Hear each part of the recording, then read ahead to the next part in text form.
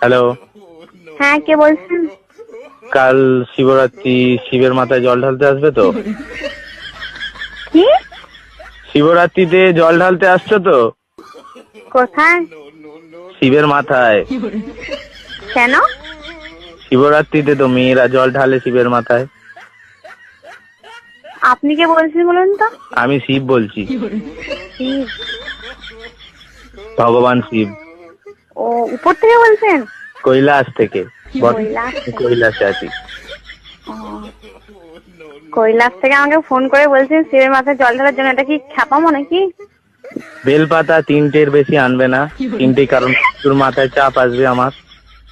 আর ঠান্ডা জল ব্যবহার করবে না, দুধ পাইল করে জলটা গরম করে নেবে। আমি তো ভাবছি মাটির কোষ থেকে জল নিয়ে যেটা প্রচুর ঠান্ডা হয়।